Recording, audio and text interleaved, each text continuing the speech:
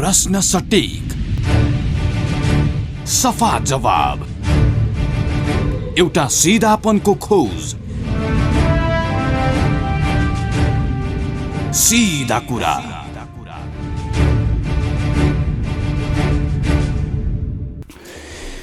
नमस्कार, कार्यक्रम सीधा कुरामा स्वागत छ। म कृष्ण तिमल Sinha. Capital FM 92.4 megahertz Kathmandu, पूर्वी नेपालमा रेडियो सारङ्गी 101.3 मेगाहर्ज मोरङ, पश्चिम नेपालमा रेडियो सारङ्गी 93.8 मेगाहर्ज पोखरा लगायत देशका विभिन्न एफएम स्टेसनबाट एकैसाथ प्रसारण भइरहेको सीधा कुरा तपाईँ www.cfmonair.com र www.radiosarangi.com बाट पनि संसारबाट एकैसाथ सुनिरहनु भएको छ।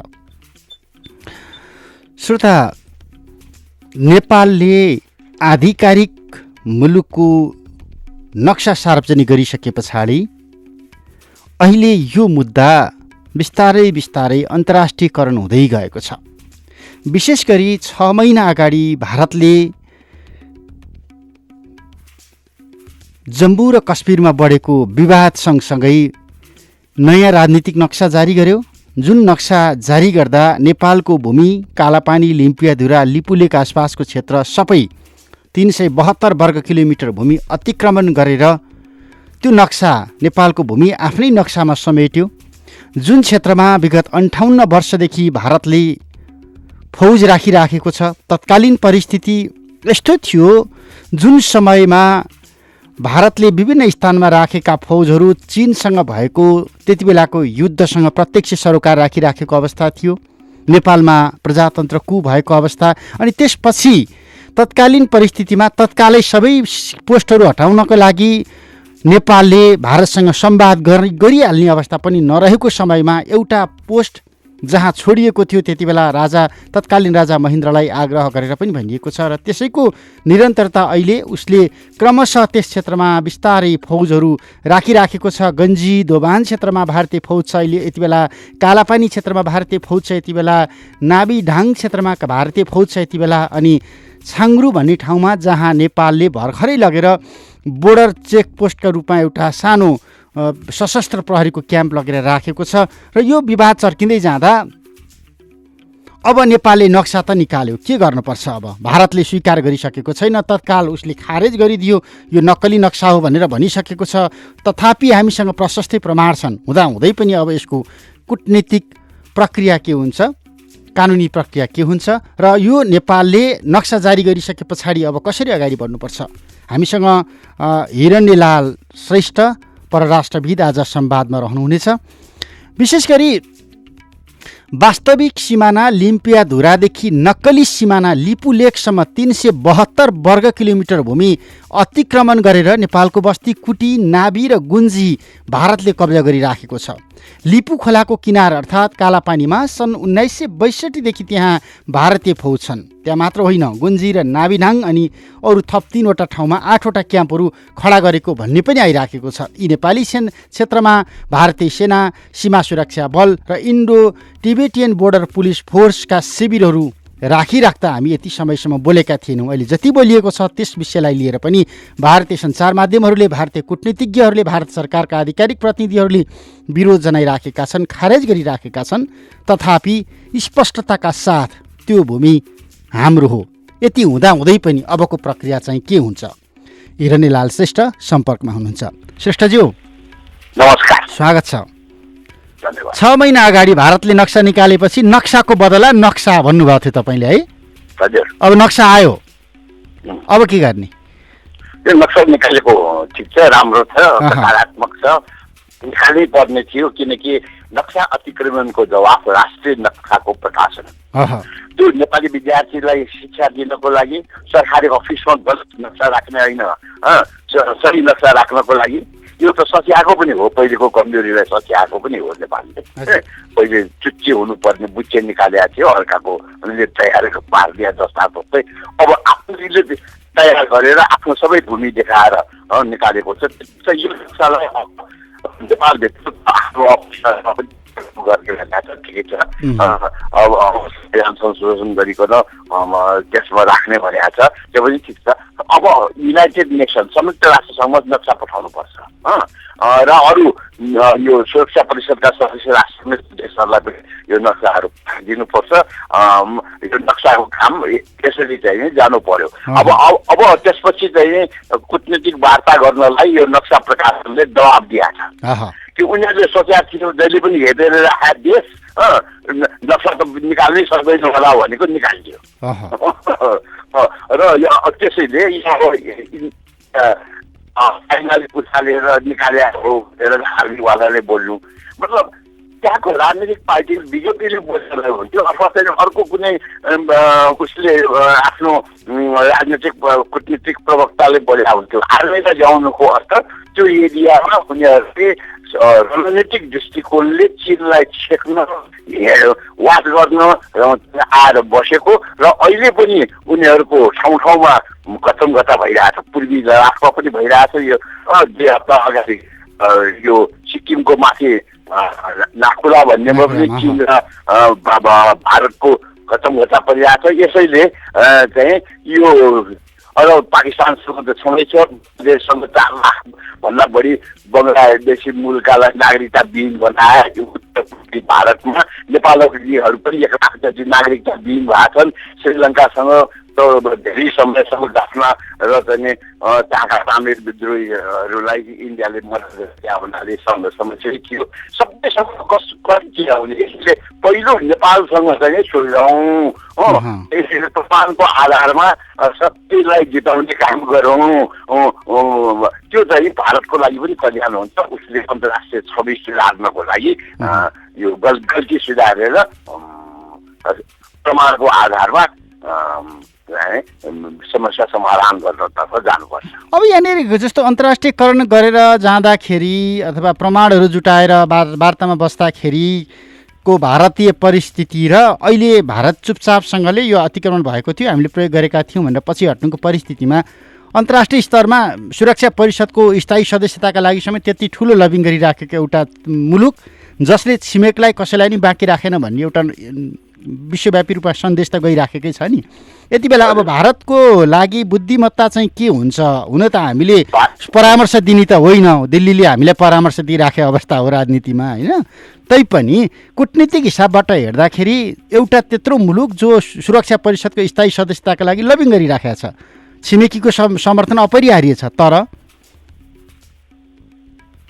हजुर तपाईँले ठिक भन्नुभयो कि सुरक्षा परिषदको सदस्य हुन चाहने मुलुक अन्तर्राष्ट्रिय रूपमा अहिलेसम्म त क्षेत्रीय शक्ति मात्र हो। चीन अन्तर्राष्ट्रिय शक्ति हो र चाहिँ अब 10-15 वर्षभित्रमा अमेरिकालाई उछिन्ने स्थितिमा छ चीन चाहिँ। यसैले 62मा जुन बेला नेपालको भूमि कालापानी आएर बस्यो, फौज ल्याएर उनीहरूले चौकी लगाएर बस्यो, अब त्यो भन्दा चाहिँ चीन धेरै शक्तिशाली भइसक्यो। यसैले चीनसँग चाहिँ यो कालापानी भने त चीनलाई हेट गर्ने लभ गर्ने ठाउँ रहेछ। हेट किन गर्यो भन्दाखेरि उसलाई क्षेत्र हेर्नको लागि आएर बसेको, किनकि कालापानीबाट दुर्बिनले हेर्दाखेरि माथि लिपुलेख माथिको सबै चाहिँ एक्टिभिटी उनीहरूको हेर्न पाइने भनेर, फेरि त्यहाँ तल ओर्लियो भने दिल्लीसम्म जान सजिलो हुन्थ्यो भनेर छेक्नलाई बस्या भन्छ। अब अहिलेको जमानामा सेटेलाइट बनिसक्यो नि, भू उपग्रह सेटेलाइटलाई हेऱ्यो हुन्थ्यो नि, अर्काको जमिन हड्पिएर चाहिँ हेर्ने ठाउँ बनाउनु त भएन। बहादुरी के साथ पछि हट गरे भनेर 62मा चाहिँ फर्कनु भाग्नु पर्यो, ओर्लनु पर्यो सबै सीमाबाट। नेपालको चाहिँ कालापानीबाट चाहिँ फर्किएन ऊ त्यो क्षेत्रबाट, झन् झन् थप चौकी बनाएर बसेर अहिले कोरोना भएको बेलामा महामारी संसारभर चल्या बेलामा बाटो बनाउनु भ्याएको, उद्घाटन गर्न भ्याएको, वार्ता गरौँ भन्दाखेरि कोरोना पछि भन्छ। अब पहिले पनि चाहिँ लिपु लेकको बारेमा चाइना र इन्डियाको सम्झौता भयो त्यो पनि नेपालमा भूकम्प चाहिँ टाइममा भइरहेको बेला र चाहिँ त्यस्तो चाहिँ स्थितिमा त्यो भयो। तर नेपालले दुवैलाई विरोध गरेपछि चीनले चाहिँ सुन्यो र भन्यो कि तपाईँहरूको प्रमाण छ भने हाम्रो भूमिमा हाम्रो इन्ट्रेस्ट होइन, तपाईँहरूको भूमिको स्वतन्त्रताको सार्वभौमिकताको हामी सम्मान गर्छौँ। व्यापार र यात्रुको बाटो खोल्या हो हाम्रो भूमि होइन, तपाईँहरूको प्रमाण छ, तपाईँहरूलाई आपत्ति छ भने हामी बढाउँदैनौँ भनेर जवाब पनि दियो। बढाएन त्यहाँ अहिले पनि 5 किलोमिटर लिपुलेकसम्म बाँकी छ भने चिनले यसरी सरेको उसले जवाबै नदिएको तेलेर जाने। अब त्यो किन गेट साल्छ त पटक पटकको कुरा किन भन्दा प्रलङ अकुपेसन मतलब आफूले गरेको कब्जालाई निरन्तरता दिने लम्ब्याउने बढाउने बहानामा। अब जस्तो यो बाटोको कुरा नि 2013मै गुन्जीबाट लिपुलेकतर्फ सडक बनाउन सुरु गरे भनेर नेपालकै अनुसन्धान गर्नेहरूले विज्ञहरूले यो कूटनीतिज्ञहरूले सबैले विवरण धमाधम दिइराखेका छन्। सन् 2009मा यो परियोजना सार्वजनिक भयो अरे, 80 किलोमिटर सडकमा 45 किलोमिटर बन्यो अरे। त्यसपछि अस्ट्रेलियाबाट मेसिन कट यो पहाड कट्ने विशेष मेसिन ल्याइयो अरे। त्यसपछि यो काम अगाडि बढ्यो अरे, 2 वर्ष लाग्यो अरे बाँकी 17 किलोमिटर बनाउन। यति धेरै यस्तो डिटेल इन्फर्मेसन हामी राख्ने, जब विवाद आयो सबै सार्वजनिक गर्ने, विवाद नआउँदासम्म सबै ठुलो हेरेर बस्ने क्या हाम्रो प्रवृत्ति हो। यो जुन आइराखेको छ नि इन्फर्मेसन इन डिटेल, यो त थाहा रहेछ हामीलाई, हामी किन बोलेनौँ? यो त 3-4वटा हाम्रो कमजोरीबाट यस्तो भएको। नम्बर 1 चाहिँ त्यो त्यहाँ चाहिँ चौकी खडा गर्न दिनु हुँदैन थियो। चौकी खडा गरेपछि बाट 69मा फर्कायो मातृकाको पाला फेरि आएको चाहिँ चेक पोस्टहरूलाई। तर त्यो ठाउँबाट चाहिँ फर्किएन र त्यसैले फौजी चौकी नफर्काउनु नै सबभन्दा ठुलो ब्लन्डर थियो। र अहिले पनि बात गर्न पहिले चाहिँ नगए त यात्रा मिच्ने कुरा हुन्छ बलियाले कमजोरलाई। यसैले संसारभरिको चलन हुन्छ वार्ता गर्दाखेरि फौजलाई हटाउने। यसैले इन्डियालाई त्यो भन्नुपर्छ। सबभन्दा ठुलो कमजोरी के हो भन्दाखेरि उसले कब्जा गरेर बस्नु, चौकी बनाउनु ठाउँमा, एक ठाउँमा मात्र छैन, त्यहाँ 4-5वटा भन्दा बढी बाटो बनाउनु, नेपालले नदेखाए जस्तो नहेरा जस्तो गर्नु, आफ्नो सुरक्षा उपस्थिति आफ्नो त्यहाँ नहुँदाखेरि अरूलाई चाहिँ जगाइ गर्ने मन लागेको हुने चाहिँ त्यो अवसर प्राप्त भयो। यसैले पहिलो चाहिँ नि आफ्नो राज्यको उपस्थिति त्यो क्षेत्रमा कायम गर्न नसक्नु कमजोरी हो। अर्काको सुरक्षा चौकीलाई फर्काउन नसक्नु महा कमजोरी हो। र चाहिँ बाटोहरू बनाउँदा पनि चाहिँ गएर चाहिँ रोक्नलाई भन्नु पर्थ्यो। त्यो चाहिँ त्यो पनि चाहिँ थाहा नपाउनु भनेको राज्य कति कमजोर रहेछ सूचना राख्ने कुरा र तुरन्त आफ्नो भूमिमा बनाएपछि विरोध गर्नुपर्ने त्यो कमजोरी छ। अनि नक्सै चाहिँ हामीले जनस्तरबाट विज्ञहरूले नक्सा तयार गरेर दिन जानु पर्यो। सही नक्सा निकाल्नुहोस्। भूमि नै नक्सा किन चाहियो भन्थ्यो। अब बल्ल जनताको आवाजलाई पनि सुन्यो, आवश्यकता उसले मिचेको सधैँ गयो भने कसरी टेल्लो रहेछ भन्ने थाहा पाएपछि नक्साबाट नक्साकै जवाब दियो, अतिक्रमित नक्साको जवाब। मिडियालाई चाहिँ मुख्य भन्छु भन्दाखेरि लेख्दा न्युज दिँदाखेरि त्यसलाई इन्डियाको विभाजित क्षेत्र भन्छ। त्यो विभाजित क्षेत्र भनेर मोदीजी नेपाल आउँदाखेरि 2टा प्रधानमन्त्रीले के भन्यो भन्दाखेरि परराष्ट्र यो सचिव स्तरीय संयन्त्रद्वारा छलफल गरिकन टुङ्ग्याउँछौँ, हामी त्यसलाई मान्छौँ भन्यो। तर विवाद छ, टुङ्गिन बाँकी छ भने विवादै नटुङ्गिकन बनाउनु त पाउँदैन थियो नि। त्यसैले यो अर्यलाई हो, अन्तर्राष्ट्रिय कानुनको उल्लङ्घन गरे हो, समझदारीको उल्लङ्घन गरे हो र नेपालले चाहिँ त्यो क्षेत्र भन्ने होइन। अनि त्यसले अतिक्रमित क्षेत्र भन्ने सरकारले अतिक्रमण गरेको क्षेत्र उनीहरूले प्रमाण हामीसँग छ। तपाईँ फोनमा अलिकति प्राविधिक रूपमा थोरै समस्या आइराखेको छ, हामीले अलिकति आवाज बेला बेलामा काटिराखेको छ। अब यो तपाईँले भनिराखेका कुराहरू ठिकै छ, तर विवाद छ, विवादित भूमि उनीहरूले भनिराखेका छन्, तर अतिक्रमित भूमि हो, सुगौली सन्धि पछाडिको खुम्चिएको नेपालको भूमि हो, सात सिमाना हो, सबैले स्वीकारेको छ, अन्तर्राष्ट्रिय जगतले स्वीकारेको छ, प्रमाणहरू दस्तावेजहरू छन्। तैपनि हेपाहा प्रवृत्ति, मिचाहा प्रवृत्ति हामीले जुन स्थानची राजनीतिमा दियौँ त्यसकै प्रभाव यहाँ देखिराखेको होला। तर यो विवाद हुँदा हुँदै पनि नेपालको यत्रो आपत्ति, चीनले त्यो खालको प्रतिक्रिया जनाउँदै पनि उसले तीर्थयात्रीका लागि अब मानसरोवर जाने तीर्थयात्रीका लागि आह्वान गरिसक्यो, अनलाइन दरखास्त हाल्नुहोस् भनेर। 60जना प्रत्येक 60जना यात्रुको 18वटा समूह हामी पठाउँछौँ भनेर पैसासहित 1,80,000 रुपियाँ लाग्छ भनेर उसले आह्वान गरिसक्यो। अब रोकिने अवस्था त देखिराखेको छैन। भलै 5 किलोमिटर जोडिन बाँकी छ, लिपु भन्ज्याङबाट यो हालै उद्घाटित बाटोबाट त्यहाँसम्म पुग्नको लागि 5 किलोमिटर बाँकी छ भनिएको छ। अब यहाँनिर हाम्रो भाषणबाजीले मात्रै चल्छ कि त्योभन्दा बाहेक हामी अलिकति तत्कालै अगाडि बढ्नुपर्ने हो यो प्रक्रिया रोक्नको लागि? अगाडि बढ्नुपर्छ आयामिक रूपले। एउटा द्विपक्षीय वार्ता गर्ने, दोस्रो त्रिपक्षीय वार्ता गर्ने, किनकि लिम्पिया धुरा भनेको इन्डिया, चाइना, नेपाल तिनटै जोडिने ठाउँ हो।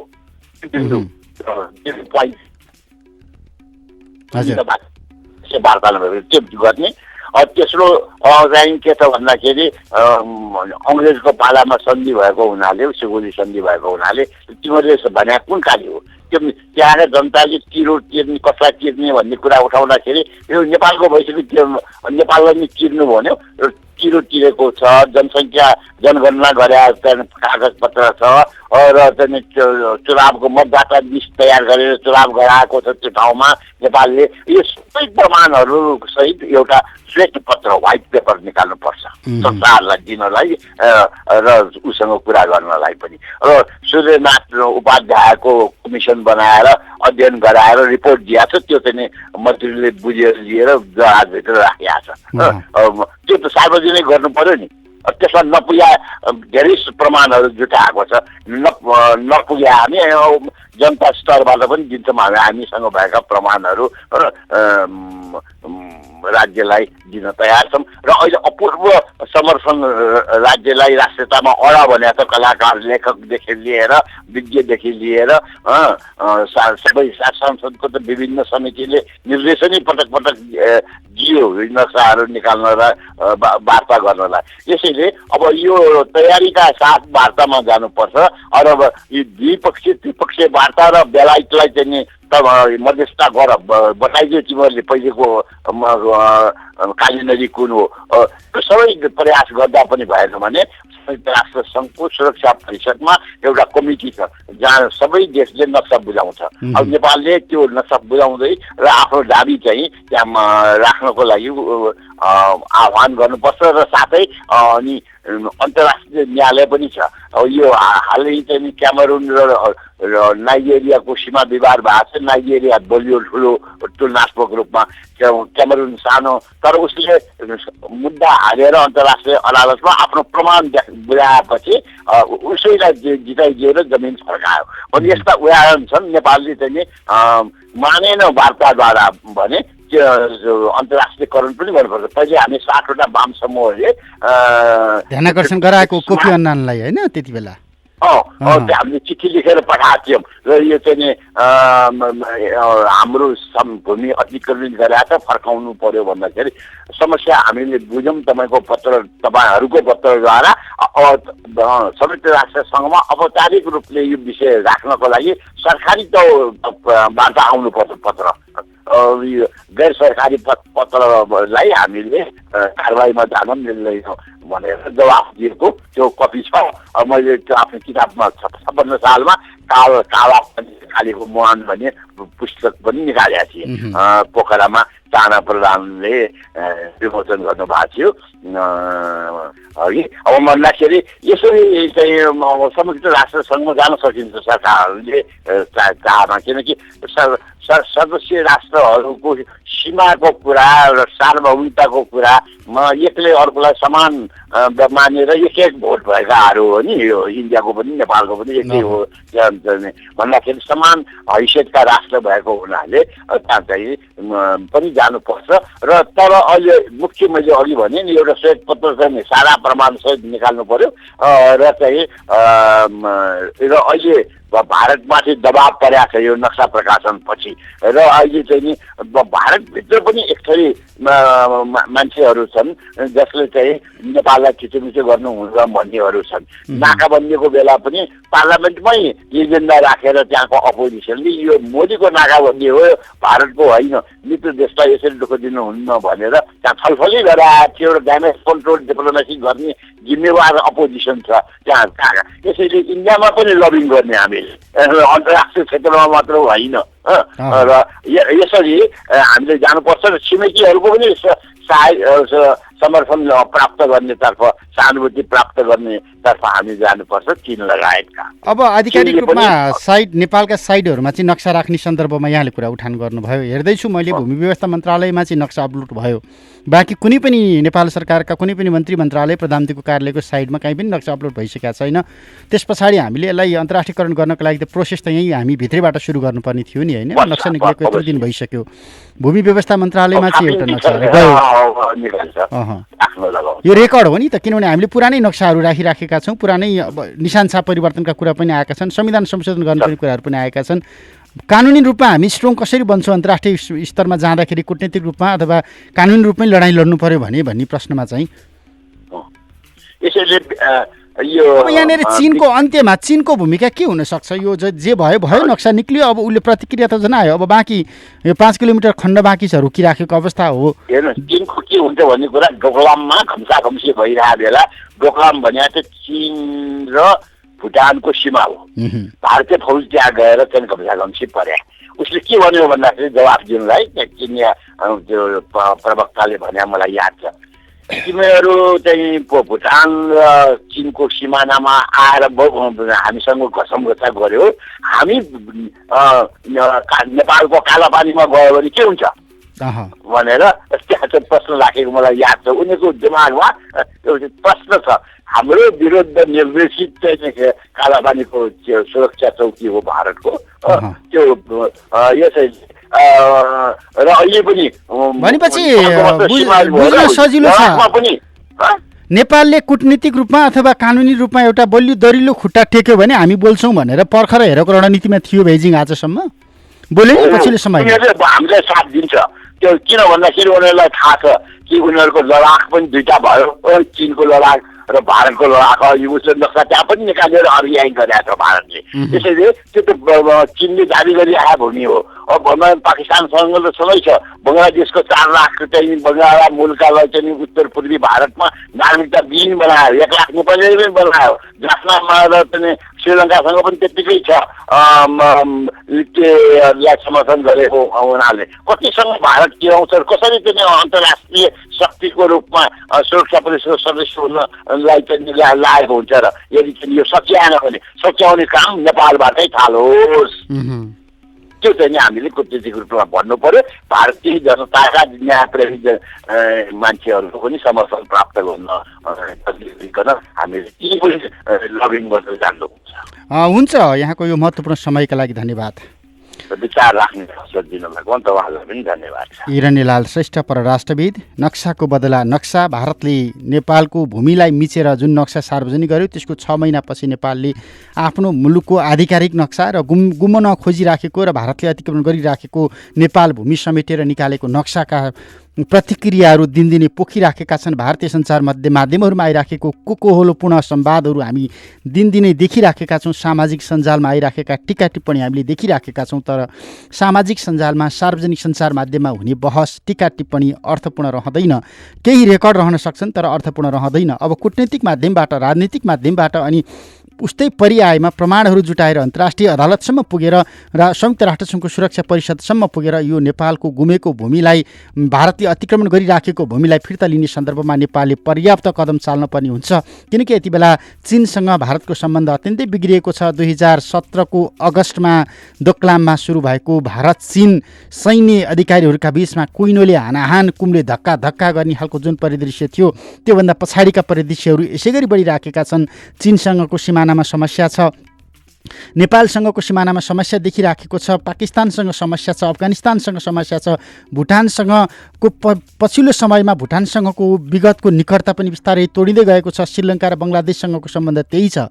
सबै छिमेकलाई चिडाएर दिल्लीले जे गरिराखेको छ, यो परिवेशलाई नेपालको कूटनीतिक जानकारहरूले यसलाई सदुपयोग गर्न सक्नुपर्छ। नेपालको परराष्ट्र मन्त्रालयलाई यसलाई सदुपयोग गर्न सक्नुपर्छ अनि नेपालको पछिल्लो नक्सा सँगसँगै भारतसँगको तमाम सीमा विवादहरू यही कालखण्डमा टुङ्ग्याउन सक्नुपर्छ। यदि त्यो भइदियो भने वर्तमान शक्ति जो सरकारमा छ, जो प्रतिपक्षमा छ, जो राष्ट्रिय राजनीतिको केन्द्रभागमा छ, सबैको नाम नेपालको इतिहासमा स्वर्णिम अक्षरले लेखिनेछ। होइन भने यी र यस्ता उपयुक्त समयहरू नेपालको इतिहासमा सम्भवतः भोलिका दिनमा नआउन सक्छन्। समय र संवादका लागि हिरणीलाल श्रेष्ठलाई फेरि पनि धन्यवाद दिन्छु। प्राविधिक मित्र रमेश भण्डारीका साथमा कृष्ण तिमल सिन्हा बिदा हुन्छु। नमस्ते।